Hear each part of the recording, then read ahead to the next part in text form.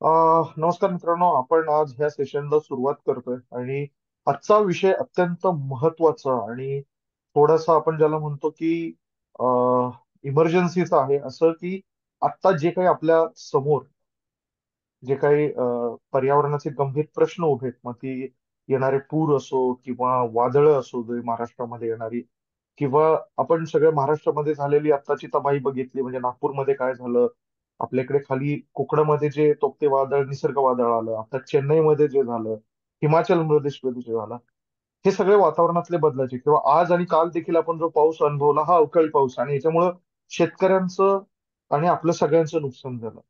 थोडक्यात सांगायचं इतकं आहे की हे वातावरणातले बदल जे आहेत हे तुमच्या आमच्या जीवनमानावरती थेट परिणाम करतात आहेत. आणि त्यामुळं आपल्याला ह्याच्याबद्दल जागरूक असणं गरजेचं आहे की हे वातावरणातले बदल का होतात आहेत, ह्याला कोण जबाबदार आहेत, आपण एक नागरिक म्हणून, पर्यावरण प्रेमी म्हणून त्याच्यात काय करू शकतो. आणि त्याच्यासाठीच आपण आज जे गेस्ट लेक्चरर बोलत ते आहेत श्री राकेश मलिक. राकेश मलिक हे स्वतः MBA एनर्जी मॅनेजमेंट त्यांनी केलेलं आहे, त्याच्यामधलं शिक्षण त्यांचं आहे. त्याचबरोबर आता ते एक्सलंट एनर्जी सोल्युशन्स नावाची एक फर्म आहे, त्याचे फाउंडर आहेत. आणि जी एनर्जी स्वराज नावाची संस्था आहे, त्याचे ते फॉर्मर चीफ ऑपरेटिंग ऑफिसर होते. आणि सरांचा एनर्जीच्या बाबतीत किंवा जे ग्लोबल वॉर्मिंगसाठी जे आता सध्याला कार्बन डायऑक्साईड किंवा कार्बन फुटप्रिंट ज्याला म्हणतो, त्याचा त्यांचा अभ्यास आहे. आणि नेमकं हे का होतंय, कसे होतंय, आणि आत्ताची परिस्थिती काय, इथून पुढे काय होणार आहे, हे सगळं आपण त्यांच्याकडनं ऐकणार आहोत. Rakeshji, over to you. Sir, thank you so much. धन्यवाद मला इंट्रोड्यूस करण्यासाठी. आणि सर, मला फक्त ते स्क्रीन शेअर करण्याचं परमिशन द्या सर. मला ते प्रेझेंटेशन शेअर करायचं.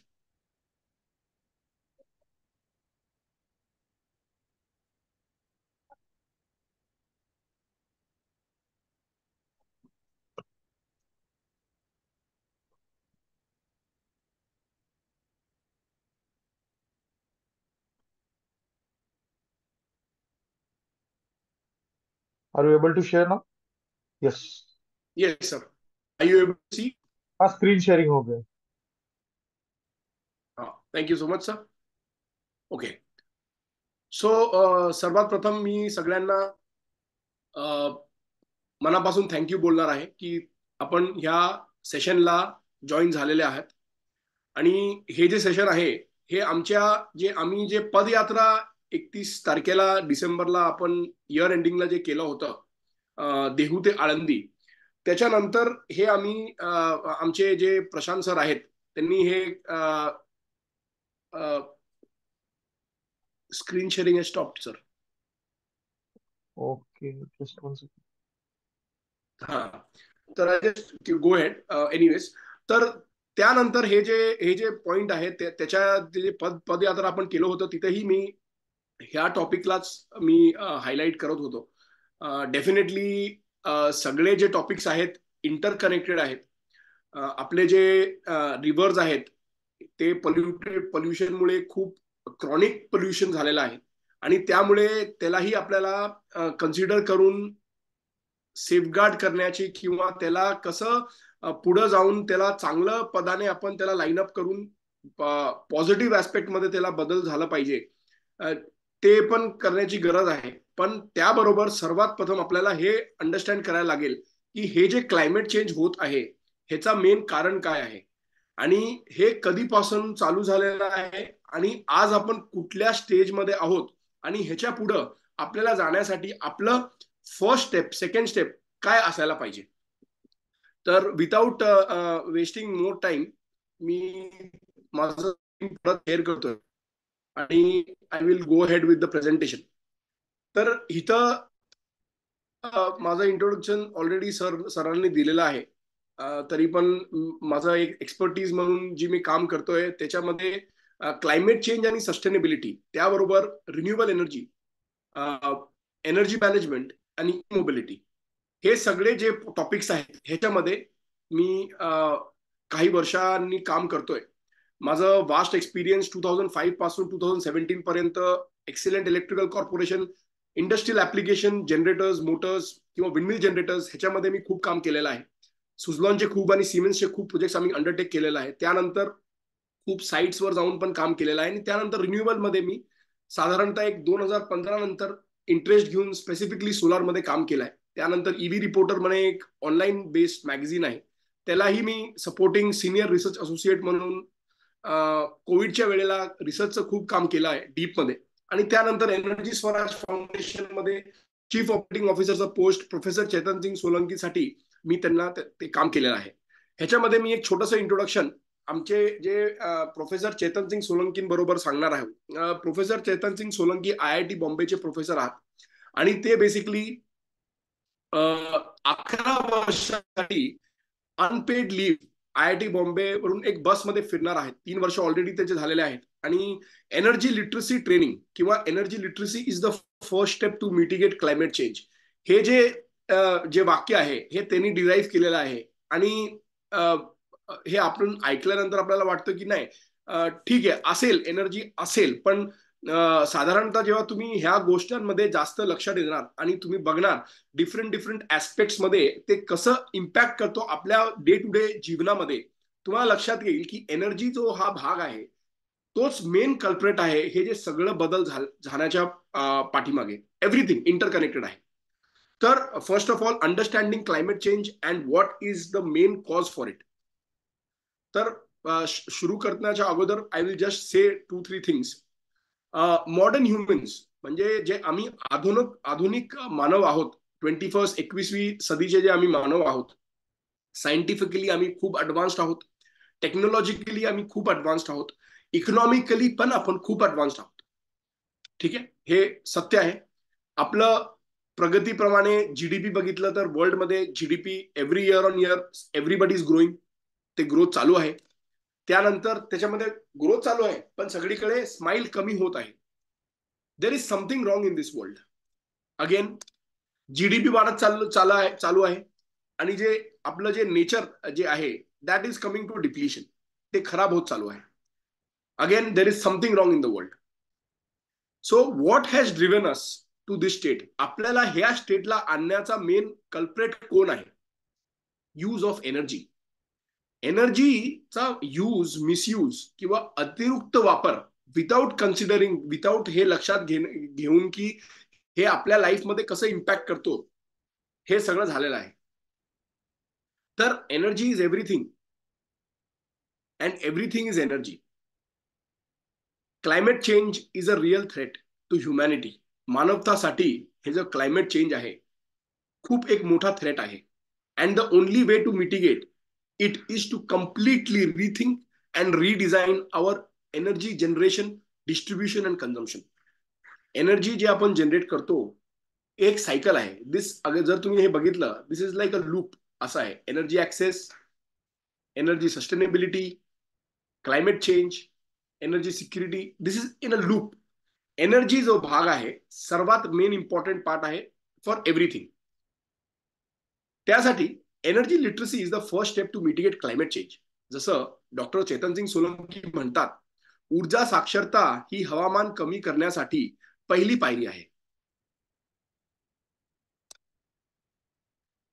आपण ह्याला थोडं डिटेलमध्ये समजू की एनर्जीला कसं आपण म्हणतो की directly proportional to the climate change. Why, कशासाठी? हे जे तुम्हाला ग्राफ दिसतो आहे हे ग्लोबल प्रायमरी एनर्जी कन्झम्पशन आहे बेसिकली. ह्याच्यामध्ये तुम्ही जर बघितला ह्या स्टेजला 1850 मध्ये जेव्हा बिगिनिंग ऑफ इंडस्ट्रियलायझेशन झालेलं आहे, म्हणजे जेव्हा coal, oil, gas, natural gas किंवा इंडस्ट्रीज खूप प्रमाणे बूम करायला लागल्यात ग्लोबमध्ये, त्यावेळेला इथून 1850 पासून तुम्ही जर बघितला हा जो प्रकरण आहे इथपर्यंत खूप स्पाइक झालेला आहे. साधारणतः तुम्ही बघितला 1900 नंतर, चला 1950 पर्यंत पण आलो तरीही खूप मोठा बदल झालेला आहे ऑलरेडी एक 100 वर्षामध्ये. पण लास्ट 50 इयर्स मध्ये किंवा एक 75 इयर्स मध्ये आपण ह्या स्टेट पासून इथपर्यंत हे जे स्पाइक दिसतंय तुम्हाला खूप मोठा आहे. ह्याच्यामध्ये मेजर रोल कोणी प्ले केला आहे? मेजर रोल आहे coal, oil and natural gas. बाकी जे सोर्सेस ऑफ एनर्जी आहे ते छोटे मोठे एनर्जीज आहेत. त्याच्यामध्ये रिन्युएबल्स ही आहेत, सोलार आहे, विंड आहे, हायड्रो आहे, आणि मॉडर्न बायोफ्युल्स पण आहेत. पण मेजर जे आहे ते फोसाईल फ्युल्स आहेत, ते coal, oil and natural gas. जर तुम्ही इथं बघितला, हे टेरावॉट आवर्स आहेत. टेरावॉट आवर म्हणजे तुम्हाला एक छोटस सांगतो, एक युनिट जे आपण यूज करतो इलेक्ट्रिसिटी घरामध्ये, आपल्याला एमएससीडीसीएल मध्ये आपण वापर करतो इलेक्ट्रिसिटीचा, विजाचा. विजाचा आपल्याला एक युनिट प्रमाणे ते आपल्याला चार्ज करतात. साधारणतः एक 9.5 ते 10 रुपयाला तुम्हाला एक युनिटचा चार्ज पडतो आज एमएससीडीसीएल जे तुम्हाला करतात. ते एक युनिट म्हणजे 1 kWh. 1 unit is equal to 1 kWh. ते प्रमाणे आपण जर इथं बघितला, ह्या 1950 मध्ये आपण काहीतरी कुठंतरी 4,000 ते 5,000 टेरावॉट आवरच्या ग्लोबल कन्झम्पशन मध्ये होतो. इंडस्ट्रियलायझेशन झाल्यानंतर ते आपलं कन्झम्पशन 1 लाख, 1,60,000 टेरावॉट आवर झालेलं आहे. त्यामुळे हे खूप एक इम्पॉर्टंट ऍस्पेक्ट आहे आपल्याला हे कळण्यासाठी, की आपण 80 ते 85% एनर्जी कन्झम्पशन जे आहे आज, ते फोसाईल फ्युल्स मधून होतं. Coal, oil, gas, natural gas. आताही जे रशिया आणि युक्रेनचं जे वॉर चालू होता, is nothing but the fight for natural gas. जे रिझर्व्ह आहेत त्याच्यावर त्यांना दबाव टाकण्याचा, म्हणजे this has also been a very important factor with terms for war. म्हणजे एनर्जी ज्याच्या कंट्रोलमध्ये असतो तो ग्लोबवर शासन करतो. पण आज परिस्थिती अशी आली आहे की एनर्जीचा कंट्रोल ठेवण्यासाठी तो निसर्गही अनबॅलन्स झालेला आहे.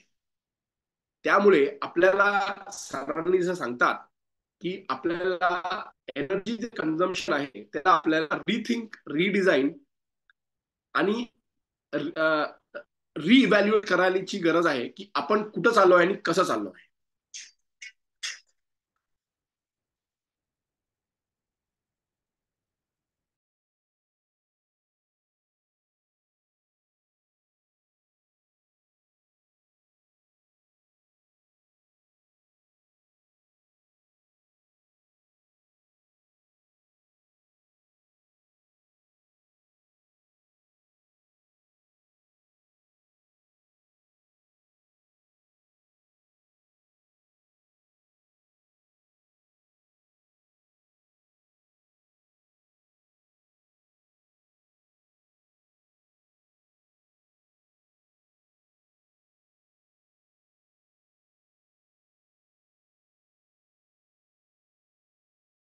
Hello.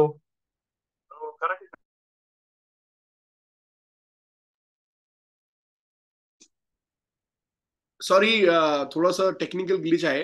Just one moment please. Sir आप अनम्यूट नहीं हो रहे हैं sir.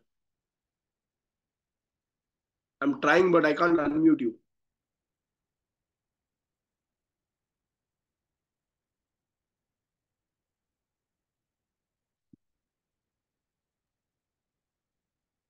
Hello Rakesh G.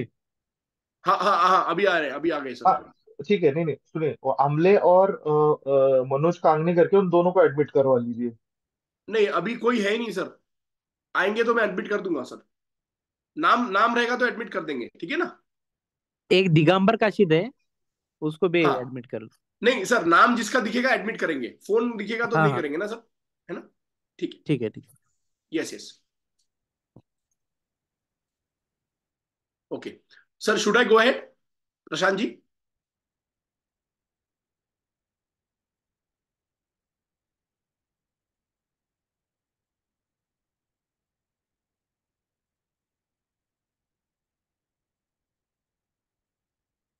Prashant ji, should I go ahead.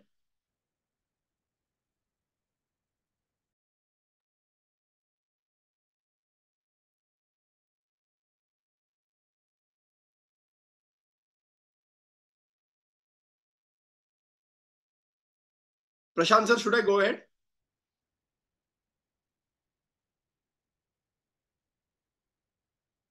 10 Pro, no.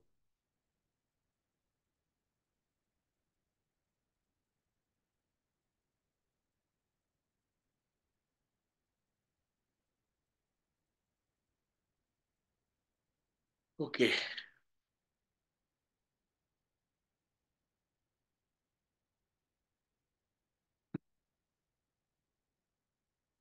So moving on, ह्याच्यानंतर जे तुम्ही बघताय इथं, हे आपलं 80 to 85 कन्झम्पशन जे आहे फॉसाईल फ्युल्स मधून आपण करतोय एनर्जीचं consumption, that is gas, coal and oil. ह्याच्यामध्ये जर आपण बघितलं, carbon dioxide emission because of energy, हे दुसऱ्या स्लाइड मध्ये CO2 concentration for last 1000 years, हे CO2चं जे आपण बघतो ते it is in PPM. PPM means parts per million. Okay. आणि पीपीएम मध्ये करण्याची गरज ह्यासाठी आहे कारण की इझिएस्ट मेथड मध्ये कार्बन डायऑक्साईडला जे कॅल्क्युलेट करण्याची प्रकरण आहे, it is only happening because of when we consider it in to PPM, because both it is something that is colourless, odourless and invisible to human eye. आणि ह्याच्यामध्ये जर आपण बघितलं 1000 इयर्स मध्ये 280 पीपीएम होता आतापासून, 2000 पासून 1000 इयर्स अगोदर 280 होता, 280. पण आज ते जे पीपीएम आहे ते वाढून 420 पीपीएम ला गेलेलं आहे. तर इथेही तुम्ही जे बघता ना, हे 1800 नंतर, मी तुम्हाला सांगितलं की 1850 मध्ये इंडस्ट्रियलायझेशन झालेलं आहे आणि त्यानंतर इंडस्ट्रियलायझेशन झाल्यानंतर it is just spiked up. हे तुम्हाला दिसतंय सगळ्यांना हे कसं स्पाइक झालेलं आहे. हे जे कॉन्सन्ट्रेटेड CO2 किंवा कार्बन डायऑक्साईड आहे 50% आपल्या ऍटमॉस्फिअर मध्ये वाढलेला आहे. कार्बन डायऑक्साईड हा एक GHG आहे, त्याला आपण ग्रीन हाऊस गॅसेस म्हणतो. Greenhouse gases are responsible for the global warming majorly. ठीक आहे. पुढे जाऊया. ह्याच्यामध्ये तुम्ही जर बघितला, हे जे मी तुम्हाला म्हणतोय की ग्लोबल वॉर्मिंग किंवा ग्लोबल वॉर्मिंग हा प्रकरण काय आहे, हे आपलं जे ग्लोब आहे किंवा आपले जे ग्लोबला जे सरफेस टेम्परेचर आहे, परत मी तुम्हाला 1880 किंवा 1850-80 मध्ये घेऊन जातो. तिथं तुम्ही जर बघितला, इथं 1880 मध्ये हे जे ग्लोबल सरफेस टेम्परेचर म्हणजे बघा, हे लाईन दिसते तुम्हाला, हे कसं आहे, हे टेम्परेचर आहे, टेम्परेचर. आणि हे जे आहे हे वर्ष आहेत. ठीक आहे. तर आपण जर 1880 ला बघितलं तर आपलं जे ग्लोबल सरफेस टेम्परेचर होता तो किती होता, 0.2 डिग्री सेल्सिअस. नॉर्मल होता, 0.2 डिग्री सेल्सिअस हेल्दी होता. पण आज हे 1880 पासून 2020 पर्यंत जर आपण गेलो किंवा आज ते 2023 मध्ये जस्ट आपण न्यू इयर मध्ये आलोय 2024 मध्ये, तुम्ही जर बघितला, हा इथून वाढत जाऊन आज आपण 1.2 डिग्री सेल्सिअस वर आलेलो आहे. 1.2 पासून 1.5, त्यानंतर 2 डिग्री. हा सगळं जे घडलेलं आहे, जर तुम्ही बघितला, हा जो टेम्परेचर वाढत गेलेला आहे, हा रिझेंबल करतो हे कार्बन डायऑक्साईडच्या ग्राफनी. म्हणजे कार्बन डायऑक्साईड डायरेक्टली प्रोपोर्शनल आहे, म्हणजे डायरेक्ट इफेक्ट आहे. ते जे आपण दुसरं प्रकरण जे बघतोय की हे जे टेम्परेचर वाढलेलं आहे, जसं जसं कार्बन डायऑक्साईड एमिशन ऍटमॉस्फिअर मध्ये वाढत गेलेलं आहे, तसंही तुम्ही हे बघितलं, हे spike similar to carbon dioxide emission झालेलं आहे आपल्या ऍटमॉस्फिअर मध्ये. पुढे जाऊया. तर ह्याच्यामध्ये बोलण्याचा अर्थ हे आहे की आपला जो प्लॅनेट आहे ते 1.19 डिग्रीनी गरम झालेला आहे. आपला बॉडीचा नॉर्मल टेम्परेचर किती असतो, आपल्याला जेव्हा ताप येतो, आपला बॉडी टेम्परेचर 1 ते 2 डिग्री वाढल्यानंतर आपल्याला ताप येतो.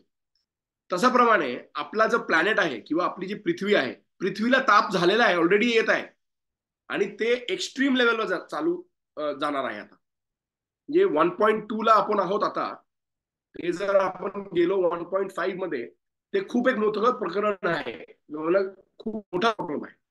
एक सिंपल तुम्हाला हे दाखवतो मी आता ह्याच्यामध्ये. तिथं जर तुम्ही बघितला, हे टेम्परेचर राईज कंट्री वाईज 2022 आहे. 2022 मध्ये मिनिमम टेम्परेचर 1.10 डिग्री सेल्सिअस आणि मॅक्सिमम ॲव्हरेज किती दाखवतं इथं 1.81. मी म्हणतोय की 1.2, पण तरीही मला असं सायंटिस्टचे कॅल्क्युलेशन आहेत. This has gone to 1.81 average. Maximum आहे 2.54. हे ग्लोबचे डिफरंट डिफरंट लोकेशन आहेत जिथं हीट टेम्परेचर असेसमेंट करून त्यांनी बघितलंय की किती किती हीट कुठं कुठं आहे, कसं आहे temperature.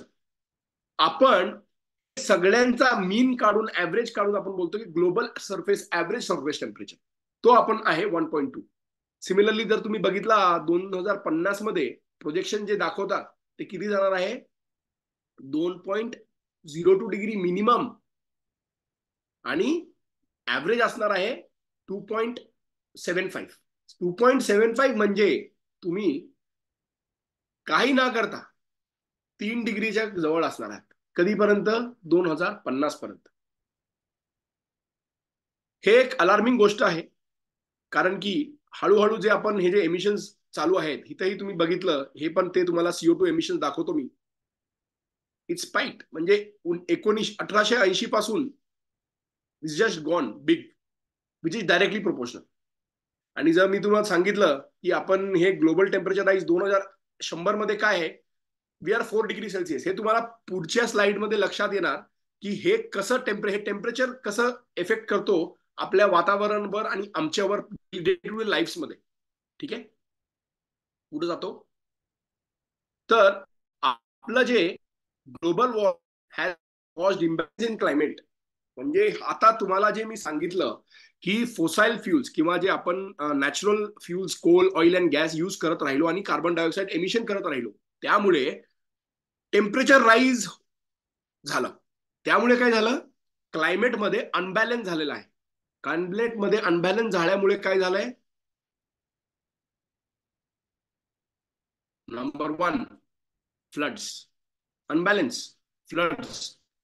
Second forest fires. Third ice melt. आता हे खूप इम्पॉर्टंट गोष्ट आहे, कारण की सर्वात प्रथम जे इफेक्ट होणार आहे हे हे हे असणार आहे, कारण की नॉर्थ पोल आणि south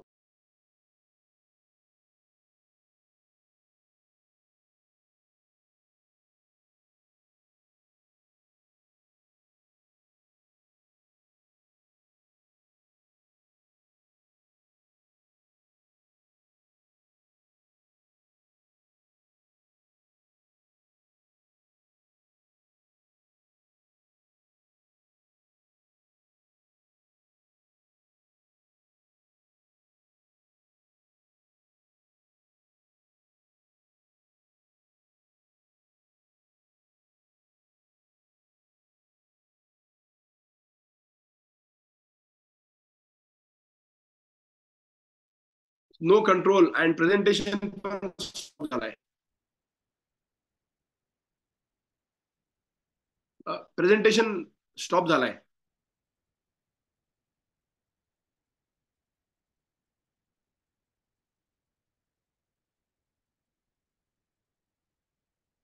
sir I am not the host anymore, माझा कंट्रोल नाहीये. हा ओके.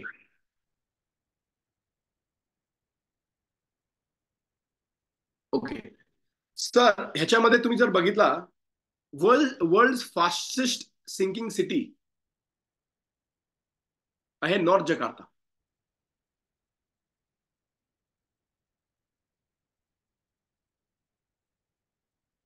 आणि बाय 2050 हा कम्प्लिटली पाण्यामध्ये सबमर्ज होणार आहे. तर त्यानंतर झालं काय, हीट वेव्स. हीट वेव्स काय असतो की कॅनडा खूप थंड, म्हणजे टेम्परेचर खूप चांगलं असतं तिथं, तरीही तिथं हे जे हीट वेव्स मुळे हे जे फोटो आहे, हे जे फोटो किंवा हे जे पिक्चर तुम्ही बघतात, ह्या वर्षामध्ये इथं almost 100 to 200 people lost their lifes because of heat waves. हे प्रकरण जे आहे मोस्ट ऑफ द प्लेसेस मध्ये चालू आहे. आता पुढे जर आपण जाऊ, आपल्याला हे बघायला मिळेल की recent climate crisis events across the country. म्हणजे आपल्या देशामध्येही काही पिक्चर आहेत जे तुम्ही बघणार, सॉरी, अलार्मिंग आहे. आणि इमर्जन्सी क्लायमेट ऍक्शन पाहिजे. It is now or never.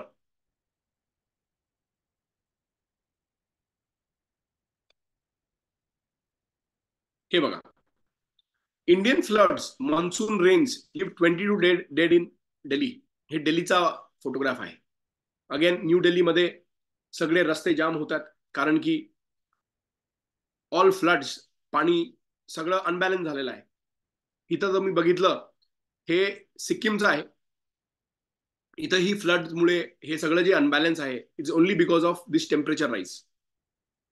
त्यानंतर हे सायक्लोन, जे इथं ते फोटो बघताय तुम्ही, हे पण ही this is also an effect of climate change, global warming. पुढं जेव्हा मी तुम्हाला अजून डिटेलमध्ये सांगणार, तुम्हाला लक्षात येणार की हे कसं त्याला रिलेट करतोय. हिमाचल प्रदेश, अगेन हिमाचल प्रदेशमध्ये तुम्हाला दिसतंय, हे जे दिसतंय सगळं is because of climate change, global warming, unbalance. त्यानंतर वीज बादल, आणि दिस इज अगेन अनवॉन्टेड रेन्स. आताही आपल्याकडे 2 दिवस पासून पाऊस होतोय, which is not the season, तरी पण होत आहे. यानंतर तुम्ही जर बघितलं की अगेन अनवॉन्टेड हेल स्टॉर्म्स, म्हणजे ते तिथं काही नाहीये तरीही ते होणार नाही. ऑल दिस, हे जे काही तुम्ही बघताय, हे सगळं अनसीझनल रेन्स, जे आपल्या ऍग्रिकल्चर, आपल्या पर्यावरण, आपलं पर्यावरणचं बॅलन्स सगळं बिघडलेलं आहे. आता पुढे जाऊन काय होणार आहे फ्युचरमध्ये? फ्युचरमध्ये हे IPCCचा 2018चा रिपोर्ट आहे. ह्याच्यामध्ये सायंटिस्ट जे आहेत, पहिल्यांदा मी तुम्हाला सांगतो IPCCचा फुल फॉर्म काय आहे. IPCCचा फुल फॉर्म आहे inter governmental panel on climate change, IPCC. IPCC was created to provide policymakers with regular scientific assessments on climate change. Scientific assessments प्रमाणे पॉलिसी मेकर्सना त्यांनी हे क्लायमेट चेंज बद्दल जे काय ग्लोबमध्ये चालू आहे ते त्याचा अभ्यास करतात आणि रिपोर्ट जनरेट करतात सगळ्यांसाठी, वर्ल्डमध्ये सगळ्यांसाठी. तर त्यांनी सांगितलेलं आहे की we need to limit global warming to ideally 1.5 degree, maximum 2 degree. ह्याचं म्हणणं हे आहे की 1.5 डिग्री किंवा 2 डिग्री पर्यंत आपल्याला ग्लोबल वॉर्मिंग रिस्ट्रिक्ट करायची गरज आहे. कारण की 2 डिग्री नंतर क्लायमेट चेंज इरिव्हर्सिबल होणार आहे. म्हणजे आपण जर सगळं मिळून जगामध्ये सगळ्यांनी सगळं कामं बंद केलं, पोल्युशन टोटल बंद केलं आणि 2 डिग्रीवर आपण आलो, 2 डिग्री नंतर ते परत आपण इरिव्हर्सिबल करू शकणार नाही. त्यामुळे हे खूप महत्वाचं नंबर आहे. तुमच्या समोर जे नंबर दिसते तुम्हाला, हे क्लायमेट क्लॉक आहे. हे बेसिकली सांगतोय की deadline, time left for global warming to 1.5 degree celsius is 5 वर्ष, 193 डेज, 7 hours, 42 minutes, 23 seconds. आणि हे काउंटडाऊन आहे, हे काउंटडाऊन मध्ये चालू आहे. आणि ह्याच्यामध्ये लाईफलाईन्स मध्ये काय आहे, बेसिकली मेजरली आपण रिन्युएबल एनर्जी मध्ये आपल्याला कन्वर्ट करायला लागेल. हे आपलं लाईफलाईन आहे. हे जर आपण करू शकलो तर ग्लोबमध्ये खूप मोठा इम्पॅक्ट करून ह्या क्रायसिसला, हे क्लायमेट क्रायसिस, ह्याचा वर्ड क्लायमेट क्रायसिसला आपण कंट्रोल करू शकणार. ह्याला आपण बंद करू शकणार नाही. कारण की हे जे तुम्ही बघताय, हे 15 वर्ष 20 वर्ष अगोदर जे कार्बन डायऑक्साईड ऍटमॉस्फिअर मध्ये गेलेला आहे, तो कार्बन डायऑक्साईडचा इफेक्ट हे तुम्ही आता बघताय. आजच्या दिवसात जे कार्बन डायऑक्साईड आम्ही एमिट करतो, ते जे आपल्या वातावरणामध्ये जातो, त्याचा केमिकल रिॲक्शन होऊन त्याचा जो परिणाम किंवा इफेक्ट आहे, तो तुम्हाला पुढच्या 10 ते 15 वर्षामध्ये दिसणार आहे. त्यामुळे हे जे प्रकरण आहे किंवा हे जे नंबर्स आहेत तुमच्या समोर, हे एवढे क्रिटिकल आहे किंवा एवढे इम्पॉर्टंट आहे. कारण की जर ह्या नंबरवर लक्ष देऊन प्रामाणिकपणे टार्गेट ओरिएंटेड सोल्युशन्सवर काम आपण नाही केला, एक्सपेरिमेंट करत बसलो, तर आपलं पुढं खूप मोठा प्रॉब्लेम आहे सगळ्यांसाठी. आम्ही तर चला आपलं एक आयुष्य एक 50% संपलेलं आहे, पण माझ्या मुलांना किंवा जगाचे जे दुसरं जनरेशन आहे जे येणार आहे त्यांच्यासाठी आपण काय सोडून जातोय. आपण खूप खूप डेंजरस सिच्युएशन मध्ये आहोत. हे जे तुम्ही नंबर बघतात हे आजचा नंबर आहे 10 जानेवारी 2024चा. हा हा नंबर जो तुम्ही बघितला हा रेड मध्ये आहे तो आहे. पुढे जाताना मी तुम्हाला एक बेसिक अंडरस्टँडिंग सांगतो. क्लायमेट क्लॉक काय म्हणतो. Climate clock shows time left till when we reach 1.5 degree celsius warming. Irreversible climate change will happen after that. म्हणजे 2 डिग्री नंतर तुम्ही काय करू शकणार नाही, पण जे इफेक्ट इरिव्हर्सिबलचा जो इफेक्ट आहे 1.5 ला सुरू होणार आहे. Each one of us is responsible and we need to take act now. म्हणजे ह्यावर ऍक्शन आत्ताच करायला लागेल. म्हणजे इट इज व्हेरी इम्पॉर्टंट. अच्छा, what is climate clock? Climate clock serves a visual representation of urgency of the climate crisis, highlighting the limited amount of time left to act to the need of for immediate and decisive action. Climate clock shows the time left before the planet touches 1.5 degree Celsius global warming. कारण की 2 degree मध्ये it becomes irreversible completely. काही option नाहीये. आणि हे जे आहे हे कॅल्क्युलेट कसं करतात, हे जे क्लॉक आहे ह्याला कॅल्क्युलेशन कसं आहे, हे कार्बन बजेट असतो. कार्बन बजेट काय असतो, हे जे ग्रीन हाऊस गॅसेस जे आहे ते amount of green house gases जे आहे ते मेन कल्प्रेट्स किंवा मेन गॅसेस आहेत जे आपल्या एन्व्हायरमेंटमध्ये हे सगळं प्रकरण अनबॅलन्स करतात. Carbon dioxide, carbon monoxide, methane. Methane also is a big big problem. Green house gases जे आहे हे ह्याच्यामध्ये मेजर रोल जे आहे कार्बन डायऑक्साईडचा आहे. तर मिथेनचा एक ग्रीन हाऊस गॅसेसचा एक आपल्याकडे एक स्पेंट लिमिट आहे. बजेट असतो, म्हणजे एक जनरलाइज्ड कॅल्क्युलेशन असतो. तो बजेट प्रमाणे जर तुम्ही बघितला 2021-22ला ग्लोबल वॉर्मिंगच्या बजेट जो म्हणजे ते कार्बनचा जो आहे दॅट इज 280 बिलियन टन्स. आणि त्यानंतर जे आपल्याला CO2 एमिशन प्रेझेंटली चालू आहे वर्ल्डमध्ये, जे एमिशन होत आहेत CO2 म्हणजे कार्बन डायऑक्साईड, ते 42 बिलियन आहे. ते नंबरला आपण जर डिवाइड केले, पहिल्या नंबर 280 डिवाइडेड बाय 43, जो नंबर येतो तो तुमचा वर्ष एक ऍव्हरेज येतो. हे जे तुम्हाला दिसतंय 6.5 इयर्स, हे आजचं नाहीये.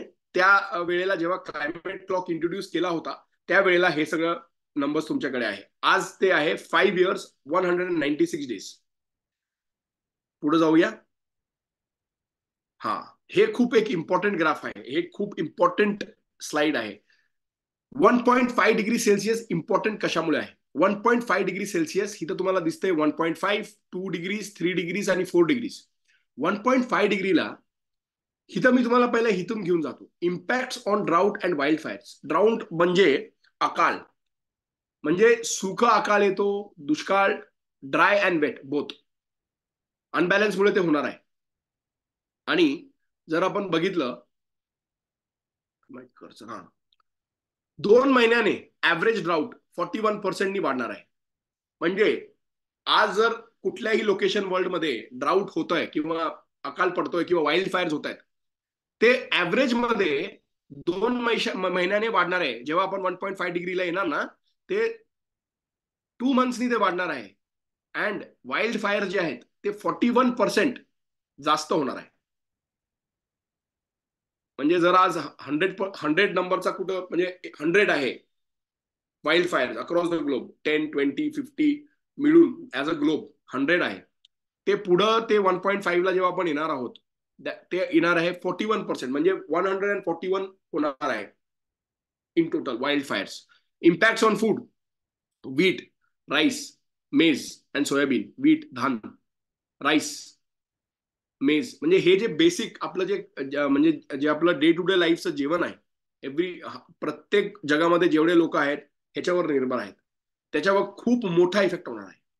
It is just the start. म्हणजे 1.5 ला स्टार्ट येते, त्यानंतर आपल्याकडे ते 2 डिग्री आहे. तर त्याच्यामध्ये जर काय झालं पॉझिटिव्ह, आपण जर ह्याला स्टॉप करण्याचा प्रयत्न करून काय करू शकलो तर पुढचं पिढी पॉझिटिव्ह असणार आहे. नाहीतर ह्याच्यानंतर तो टेम्परेचर वाढतच जाणार आहे. तुम्ही जर बघितलं सी लेवल राईज, मी जसं तुम्हाला सांगितलं जकार्ताचा एक्झाम्पल दिला, sea level rise 46 million people displace होणार आहे. लोकांचं हॅबिटॅट जे लोक राहतात ते सगळं डिस्प्लेस होणार. 46 मिलियन. 1 मिलियन म्हणजे 10 लाख. 1 मिलियन म्हणजे 10 lakh. 46 million people. Sea level rise किती वाढणार आहे? 48 सेंटीमीटर्स. कोरल रीफ आता आपलं जसं समुद्र आहे, समुद्रामध्ये कोरल रीफ जे त्यांचं जे लाईफ सायकल आहे किंवा तुम्ही ते फूड सायकल जे असतो फूडचा, तो कोरल रीफवर 100% डिपेंडेंट असतो. Coral reef 1.5 डिग्रीला 70 to 90% completely destroy होणार आहे. 70 to 90% फिनिश्ड 1.5 ला. जर ओशन लाईफ कम्प्लिटली डिस्टर्ब झाला 70 to 90%, तर तुम्ही विचार करा आपण कसं जगू शकणार. 70 to 73% वर्ल्डचं जे आहे दॅट इज ओशन्स, वॉटर, जल. आणि land is only balance 23-22-24%. It is affecting going to, म्हणजे हे खूप मोठा इफेक्ट होणार आहे. हे जर तुम्ही बघितलं 2 डिग्रीला, ते 2 महिन्याने ते 4 मंथ्सला जाणार आहे.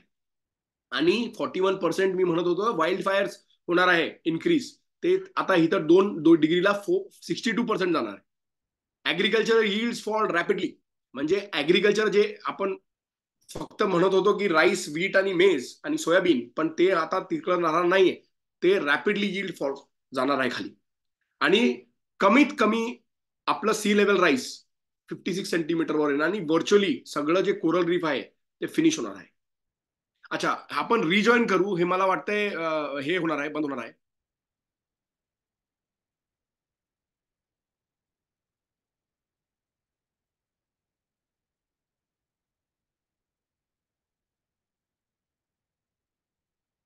ओके. अगेन ते 2 डिग्रीला हे आहे कोरल रीफ फिनिश्ड. 3 डिग्रीला 10 महिन्यांनी ते वाढणार आहे. जे 4 मंथ्स होते ते 10 महिने जाणार आहे. बर्न्ड एरियाज 97% वर येणार आहे. Local fish species finish extent होणार आहे. आणि म्हणजे तुमचं जे ग्रीनलँड आईशीट आहे, म्हणजे सी लेवल तर ते 7 मीटरला येणार आहे लाईस. म्हणजे आपण सेंटीमीटर मध्ये वाढत होतो, 3 डिग्रीला तो 7+ मीटर